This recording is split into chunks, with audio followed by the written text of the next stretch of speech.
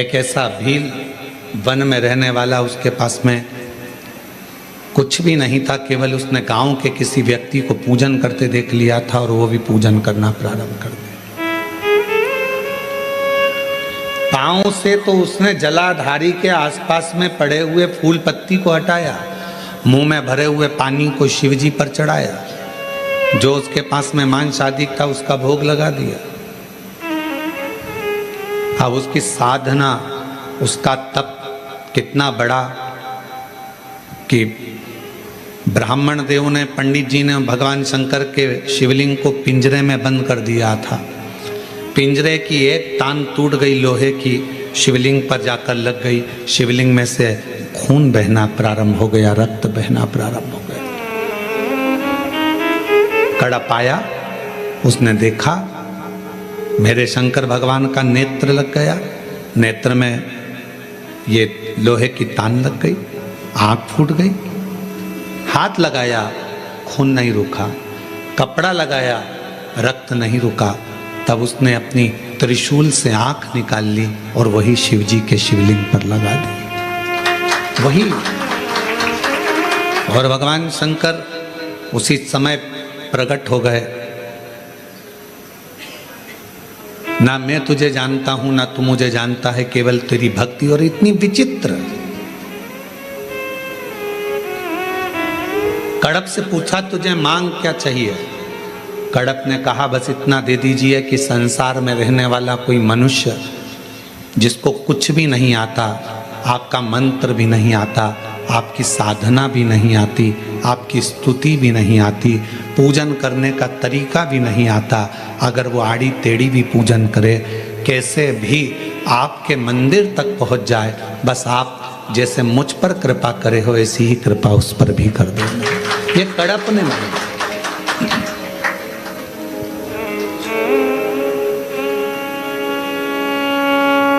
मेरे शंकर भगवान तुम्हारी स्तुतियों से, मेरे शंकर भगवान तुम्हारे बहुत सारा कि 100 लोटे जल चढ़ाओगे तो शंकर जी प्रसन्न होंगे, 1.25 लाख बेलपत्र चढ़ाओगे तो शिव जी प्रसन्न होंगे।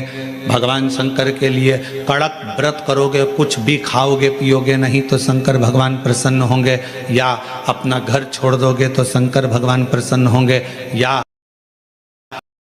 भगवान शंकर शहद चढ़ाओगे या शंकर भगवान रस ये चढ़ाओगे, शंकर भगवान प्रसन्न होंगे। नहीं रे भाई, शंकर जी को प्रसन्न करने के लिए एक तो दिखावा मत करना, आडंबर मत करना, भगवान शंकर को प्रसन्न करने के लिए कहीं जा मत। भगवान शंकर प्रसन्न करने के लिए केवल तेरा दिल, तेरा मन हृदय से बैठ जाना और मुख से ओम नमः शिवाय, ओम नमः शिवाय, श्री शिवाय नमस्तुभ्यम का उच्चारण करना। जो तेरे पास में है वो शिव को समर्पित करना, जो तुझे बोलना आता है, जो तुम्हारी सूरत, तुम्हारा चेहरा, तुम्हारा रूप, तुम्हारा रंग, तुम्हारा मकान, तुम्हारी गाड़ी, तुम्हारा बंगला, ये सब केवल पृथ्वी तक है। उस परमात्मा के दरवाजे पर ना तुम्हारा गाड़ी है, ना तुम्हारा बंगला है, ना तुम्हारा रूप है, ना तुम्हारा रंग है, ना तुम्हारा कोई स्वरूप है। जैसे बाहर आवाज बढ़ा दो। जैसे एक माँ अपने बच्चे को पढ़ लिखने के लिए स्कूल भेजती है, और माँ सुबह जब बच्चे को तैयार कर कर स्कूल भेजती है तो माँ ये कामना कर कर भेजती है कि मेरा बच्चा 2 बजे, 5 बजे, 3 बजे स्कूल से 12 बजे वापस लौट कर आए। जैसा मैंने भेजा है वैसा ही मेरी बच्चा है। जगत में कोई माँ ऐसी है जो अपने बच्चे को भेजती हो और मन में सोचती हो कि ये वापिस ना आए? प्रत्येक माँ जगत की अपने बच्चे को स्कूल भेजती है तो ये विचार कर कर भेजती है कि मेरा बच्चा वापस लौट कर आए, और जैसा मैंने भेजा है वैसा कि वैसा ही मेरी औलाद, मेरी संतान वापस आए। अब विचार करिएगा, माता पिता अपने बच्चे को भेजते हैं कि मेरा बच्चा स्कूल से जैसा है वैसा की वैसा ही आए, तरह परमात्मा भी, मेरा बाबा भोलेनाथ भी जब जन्म देता है और जन्म देता है तो ये विचार कर कर भेजता है कि जितना पवित्र मैंने इसको संसार में भेजा है, मरने पर ये उतना पवित्र मेरे पास होगा। जितना पवित्र मैं इसको भेज रहा हूं, निर्मल मन से, हृदय से, चित्त से, अपने निर्मल स्वभाव से। एक बच्चा जब जन्म लेता है, एक बच्चा जब जन्म लेता है तो उसका स्वभाव कोई कपटी नहीं होता। एक बच्चा जब जन्म लेता है तो उसका स्वभाव कभी बेकार नहीं होता। एक बच्चा जब जन्म लेता है तो उसका स्वभाव कपटी नहीं होता, बेकार नहीं होता, वो छल करना नहीं जानता। बस जैसे परमात्मा ने एक बच्चे को जन्म दिया, उसका मन एकदम साफ है, शुद्ध है, कि मन में कोई नहीं है, मन में कोई कपट नहीं है, उसके मन में कोई बेईमानी नहीं है, छल नहीं है। भगवान भी चाहता है जैसा मैंने तुझे भेजा स्कूल, वैसा कि वैसे ही लौट कर आना। जैसा मैंने तुझे भेजा संसार में, वैसा ही लौट कर मेरे पास आना, जैसा मैंने भेजा है तुझे। एक अविरल भक्ति के साथ संत, सती और भक्ति, कौन कौन है? तीन, संत, सती और भक्ति। ये तीन अगर हमारे घर के अंदर इन तीन में से एक भी है, जरूरी नहीं कि कोई कपड़े बदल लेगा तो संत हो जाएगा, कोई माला पहन लेगा तो संत हो जाएगा, कोई जटा बढ़ाएगा तो संत हो जाएगा। संत का ये लक्षण नहीं है। संत का लक्षण है कि जहां रह रहा है, जिस स्थान पर रह रहा है, जहां वो है, वहां रहकर अविरल भक्ति को धारण करना। अविरल भक्ति,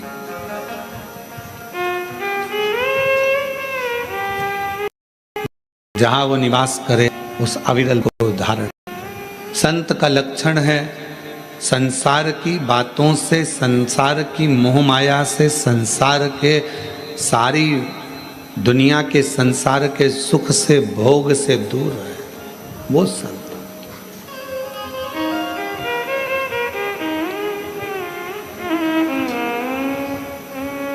एक पतिव्रता धर्म का पालन करने वाली एक स्त्री, एक नारी अपने घर में रह रही है, परिवार का भरण पोषण में लगी है, बच्चों को पालने में लगी है। एक माँ ने एक प्रश्न किया, इन्हीं पत्रों में है, अभी आगे हम उसको पढ़ेंगे। वो प्रश्न में लिखती हैं कि मैं मंदिर तक नहीं जा पा रही हूँ क्योंकि घर में मेरे सास ससुर बीमार है। फिर उसने पत्र में लिखा कि मैं पहले मंदिर जाती थी, अब नहीं जा पा रही क्योंकि सास ससुर हैं, पति खदान में काम पर जाना पड़ता है, बच्चों को स्कूल जाना पड़ता है, तो क्या अब मैं पूजन शिवजी की मंदिर में कैसे करूं? तो मेरा उस बहन से, जिसने पत्र लिखा है, उस बहन से इतना ही कहूँगा कि आप मंदिर नहीं जा सकते, अपने सास ससुर की सेवा कर रहे हो, परिवार की सेवा में लगे हो, ये भी मेरे शंकर की सेवा ही है, ये भी मेरे शिव की सेवा। और दूसरा, आपका मन करता है कि मैं मंदिर नहीं जा पा रही हूँ, मेरे मन में खलबली है मंदिर ना जाने की, तो अपने घर में जो शंकर भगवान का शिवलिंग है, अपने घर में जो शिवलिंग विराजमान है, उसकी सेवा करो, उसको जल चढ़ा लो, उसकी आराधना कर लो, मंदिर में पूजन के बराबर ही फल प्राप्त होगा। आप उस सेवा में तो लोग सास ससुर की भी सेवा कर रहे हो। पंडरीनाथ में हरि विठ्ठल विराजमान है, किसके लिए आए थे? पौंडलिक के लिए। पौंडलिक ने करा क्या था? अपने माँ बाप की सेवा, अपने माता पिता की सेवा। वो तो कभी मंदिर में नहीं गया, ना वो कभी शिवालय गया, ना देवालय गया, ना मंदिर गया, केवल माँ बाप की चरणों की सेवा कर रहा था। इतनी सेवा में लीन हो गया कि कि भगवान हरि विट्ठल को आकर, पांडुरंगा नारायण को आकर दर्शन देना पड़ा। इतना कीचड़ हो रहा था कि वहाँ पौंडलिक ने एक ईंट फेंक दी और उस ईंट के ऊपर भगवान दोनों हाथ कमर पर रखकर खड़े हो गए। हरि विट्ठल खड़े हो गए, उसका इंतजार करते रहे। भगवान कह रहे हैं तू आ मेरा दर्शन कर ले। वो कहता है पहले माँ के चरण दबा रहा हूँ, पिता के चरण दबाऊंगा, फिर तुम्हारे से मिलने के लिए आऊँगा। बाद में भगवान से मिलने के लिए आया तो भगवान ने पूछा पौंडलिक तेरी सेवा से मैं प्रसन्न हूँ, मांग तुझे क्या चाहिए। उसने कहा बस इतनी कृपा कर दो, जो अपने माता पिता की सेवा करे उसको तुम ऐसे ही दर्शन देते रहना, करुणा करते रहना, ऐसे ही कृपा करो।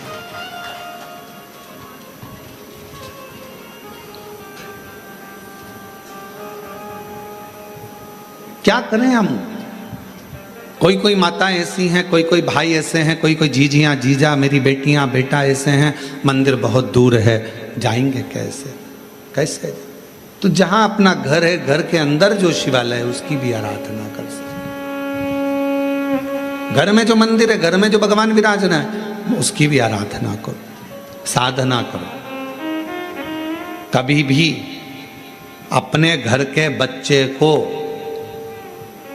नालायक मत समझो, कभी भी अपने घर के बच्चे को हम हमेशा लायक ही समझो। अपने घर का जो बेटा है, कई माताएं अपने बच्चे से कह देती तुझ में अकल नहीं है, तुझ में अकल नहीं है, तुझ में अकल नहीं है। कई माताएं कह देती हैं अपनी अपनी बातों में, वो देखो उसका पति बेचारा इतना कर लेता है, उसका पति वैसा कर लेता है, और तुम तो घर में पड़े रहते हो, तुम्हारे से तो कोई काम बनता नहीं है, ये जाते नहीं बनता, वो काम करते नहीं बनता। अपने घर में, अपने परिवार में ये ना देखा जाए कि कौन कमजोर है। ठीक है, कोई कोई बच्चा पढ़ने में होशियार रहता है, कोई कोई किसी कला में होशियार रहता है। मेरा भगवान किसी को कम तो नहीं रखता, भगवान सबको लेवल बराबर बनाकर रखता है।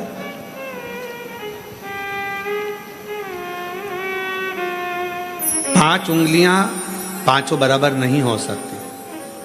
अगर पांचों बराबर हो जाए तो ये मुष्टिका बंध नहीं सकती। इसलिए इस मुष्टिका को बांधने के लिए पांच उंगलियों को भी परमात्मा ने अलग अलग बनाया है, किसी को छोटी, किसी को बड़ी, किसी को मंजली, किसी को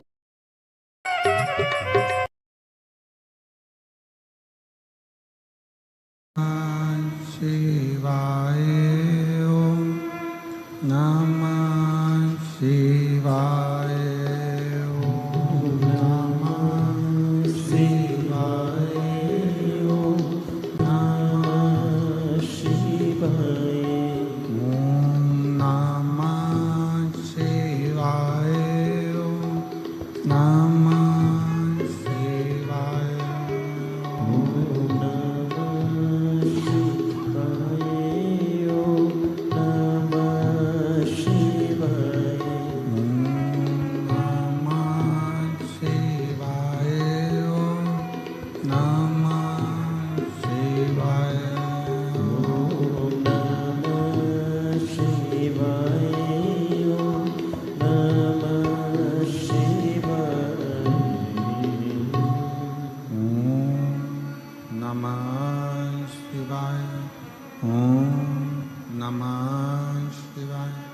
ओम नमः शिवाय ओम नमः शिवाय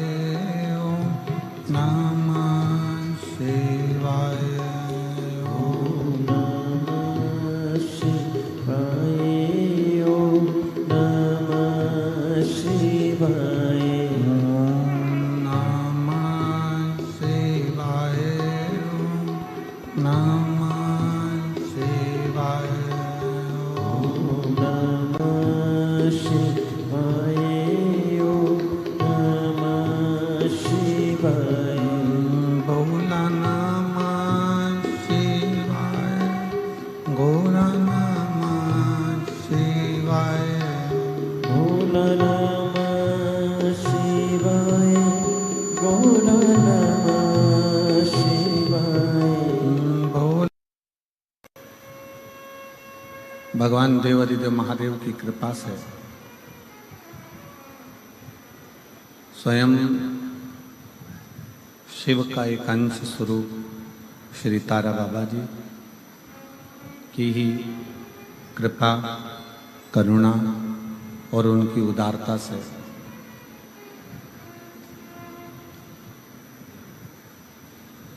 तारा बाबा जी की कुटिया में ये भव्य कथा का आयोजित किया गया। सिरसा हरियाणा वीरों की पवित्र भूमि, गुरु नानक देव जी की पवित्र भूमि, संत श्री रविदास जी की पवित्र भूमि, जिस भूमि पर संतों का निवास सदा सदा रहा,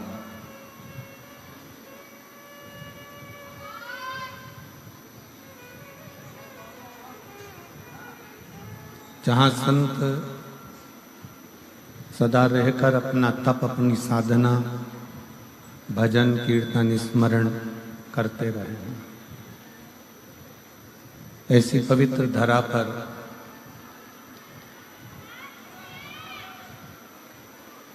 आवाज बढ़ाओ, पवित्र धरा पर 7 दिवसीय कथा आप और हम श्रवण करने के लिए बैठे हैं। अंदर के बक्से नहीं चल रहा है कोई से। शिव कृपा से कथा के मुख्य आयोजक के रूप में वैसे तो स्वयं तारकेश्वर महादेव जी हैं, तारा बाबा जी हैं, पर उन्हीं की प्रेरणा से श्री गोपाल कांडा जी, पूर्व गृह मंत्री, श्री गोविंद कांडा जी, वरिष्ठ भाजपा नेता व मुख्य सेवक तारा बाबा कुटिया, श्री लखराम जी कांडा जी, श्री शुभम कांडा जी, श्री धवल कांडा जी, श्री धैर्य कांडा जी, कांडा परिवार सिरसा हरियाणा। एक बार यजमान परिवार के लिए जोरदार ताली बजाकर स्वागत एवं अभिनंदन, जिन्होंने इस पवित्र कथा का लाभ लेने का सौभाग्य दिया है।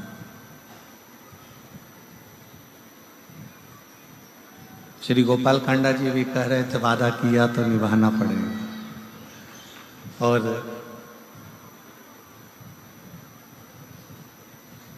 मैं कहूँगा कांडा जी को, शायद ये पहली कथा है जो एक ही स्थान पर दूसरी बार हो रही है हमारे जीवन में।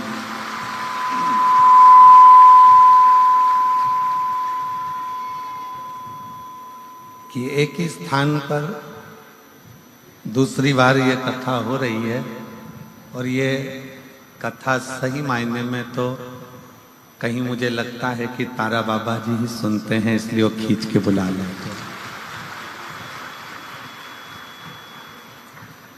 नहीं तो एक बार जहां कथा देते हैं फिर हम उसको कम से कम 5-7 साल कथा नहीं देते। पर ना जाने बाबा जी की क्या कृपा है, क्या करुणा है, और उनकी क्या उदारता है।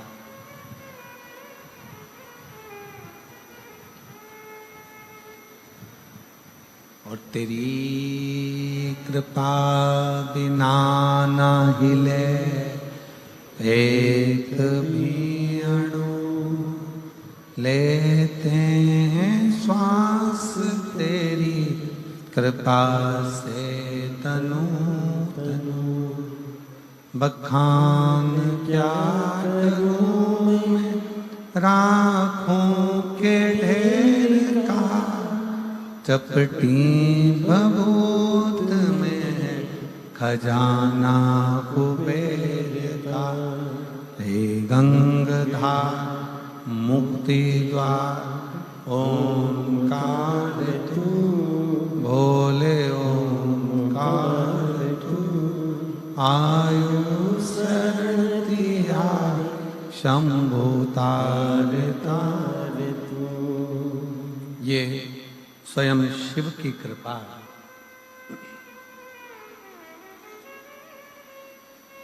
स्वयं ओगरदानी भगवान शंकर की करुणा है।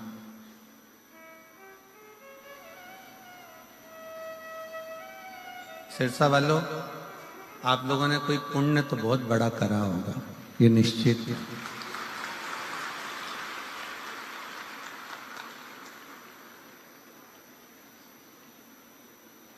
लोग तीरथ जाते हैं,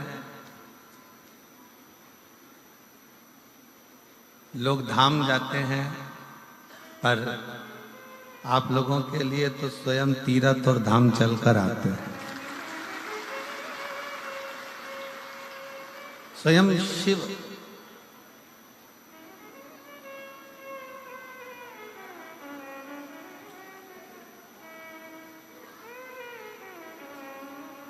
दुनिया की निगाह में लोग कहते हैं ये शिव महापुराण की कथा है। दुनिया की निगाह में लोग कहते हैं ये केवल शिव पुराण है, भगवान शंकर की कथा है। पर यदि हम और आप इस कथा को अगर श्रवण करने के लिए बैठे हैं, शंकर भगवान की इस पवित्र कथा को अगर सुनने के लिए बैठे हैं, शिव कथा यदि आप और हम श्रवण कर रहे हैं, तो ये मानकर चलें कि ये केवल एक पुराण नहीं है, केवल एक पुराण नहीं।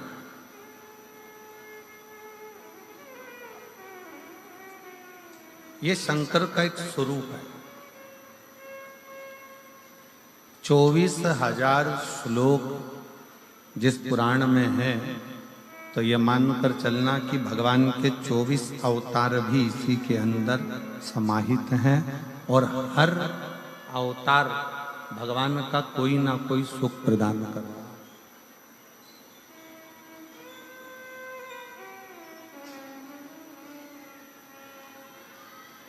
जिन संत के दरवाजे पर, जिन संत की चौखट पर बैठकर, जिन संत के द्वार पर बैठकर, उनके निज घर में बैठकर आप और हम कथा सुन रहे हैं, जिनके निज घर में बैठकर आप और हम कथा का रसतत्व ग्रहण कर रहे हैं, तो पहले तो ये विचार करो कि किसी के घर में और किसी के दिल में घुसना सबसे कठिन काम है।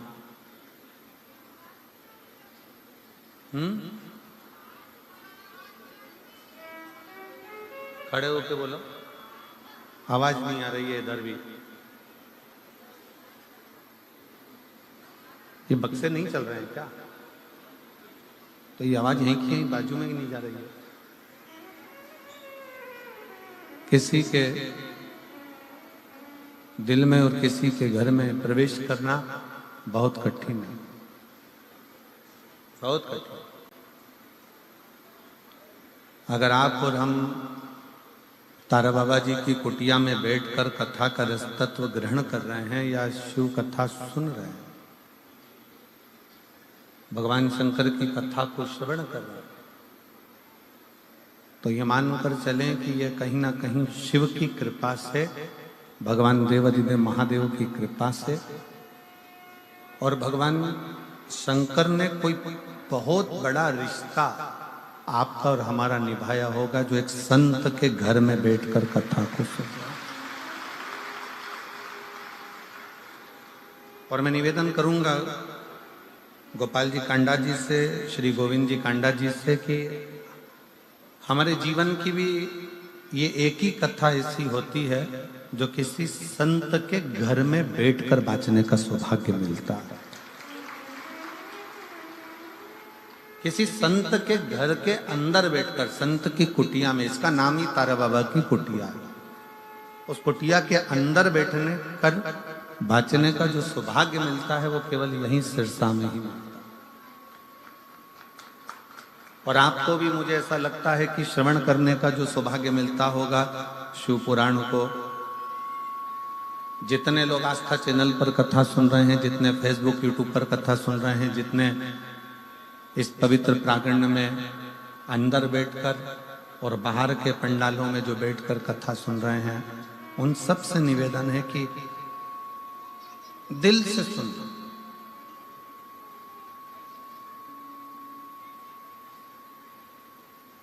और बोले जितना बन सकता है उतना गुणगान शिव का करना।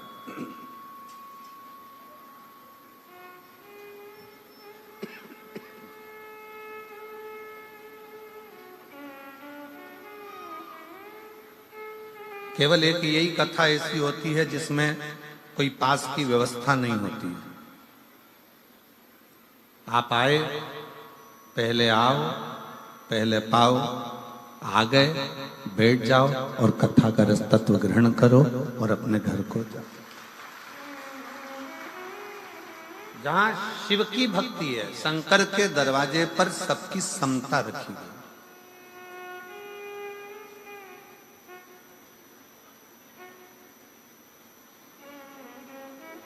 एक संत का दरवाजा, एक गुरु का दरवाजा, एक शिव का दरवाजा एक ऐसा होता है जहां पर कोई भेद उसकी साक्षी में